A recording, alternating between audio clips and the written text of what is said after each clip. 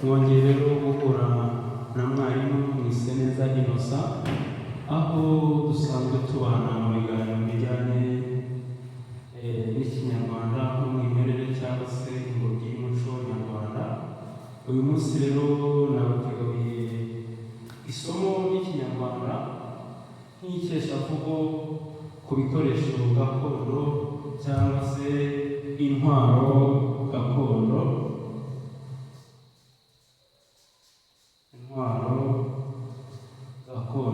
Zakoreshwaga zagaragazaga ubutwari bw'abanyarwanda. Iri somo riteguwe kubera ko hari abagenerwa iri somo, abantu biga cyane cyane ubuvanganzo nyarwanda, biga indimi n'ubuvanganzo nyarwanda. Kandi iri somo no mu mashuri yisumbuye naho rirakenerwa, aho nasuzuye nkasanga ibintu bijyanye n'ibya gakondo batabasha kwisobanukirwa, usibye kubibona mu nzu ndangamurage kandi ziri hake mu Rwanda. Niyo mpamvu uyu munsi nabategura isomo rero, aho nagaragazaga intwaro gakondo, harimo icumu, hakazamo ikindi gice kigize icumu, hakazamo umuheto, inkota ndetse n'ingabo nk'ibikoresho nk'impano gakondo z'abanyarwanda kandi zagaragaza ubutwari bwabo. Icumu rero rigira ibice bigera muri bitatu. Dufite igice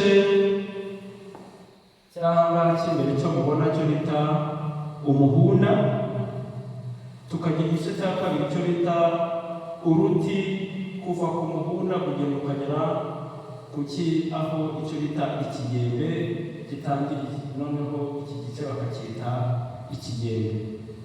Ku bice by'icumu rero, ikigembe nicyo kigira ibice byinshi. Reka rero tujye ku kigembe, igice cy'icumu garagaze ibice bikigize.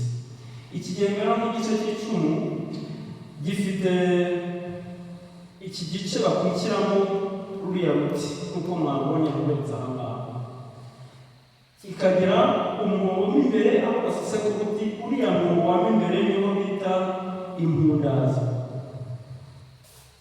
Impundaza naho inyuma niho bita imbuga. Abize ibyivugo by'ibingwa byagaragaza ubutwari, hari aho bagera mu byivugo bavuga ngo rutebezamuga. Rutebezamuga ni umuntu wabashaga kuba yatera icumu, ikigembe cyose kikinjira n'imbuga ikinjira, bavugaga ngo rutebezamuga. Hakaza naho iki gice gihuriye n'impundaza ndetse n'imbuga, aho bitaga imfundiko. Imfundiko n'ahantu byagiraga rero ibice bibiri, hakaba igice cyabaga kirabura, igice kirabura nicyo bitaga umusereko, noneho igice kirabura cyangwa kirutse bakacyita urubuga.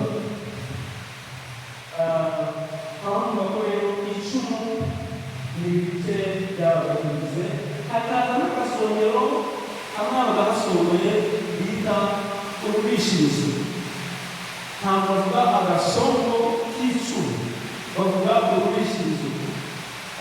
Mfite rero imfashanyigisho hano, urabona ko iyi mfashanyigisho igaragaza neza biriya bice bya biriya cumu. Nubwo uyu ari umwami, ariko urabona aka gatwe niho bitaga urubishirizo rw'icumu. Aha ngaha ubona ko ariho bitaga impundaza muri iki gice, muri iki gice akaba ari umuti, hanyuma akaba aha ngaha ari umuhunda. Reka rero dukomeze tujye ku muheto. Umuheto wo mu mikoreshereze yawo wajyanaga n'icyo bita umwambi. Umwambi wo mu kugira ngo umwambi nawo wagiraga ibitsero z'ibende byabaga bisa n'icumi, usibye ko umwambi kugira aho batanika icyo bita injiji. kugira ngo urabona ko umuheto ntabwo ugira ibice byinshi, ugira igice bita uruhembe. Umuheto ugira impembe ebyiri, uruhembe rwo hepfo cyangwa se n'urwo haruguru cyangwa urubuso bitewe n'uwufashe amande.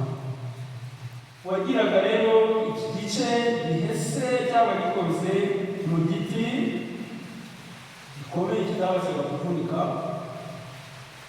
bakacyita uruti. Ukagira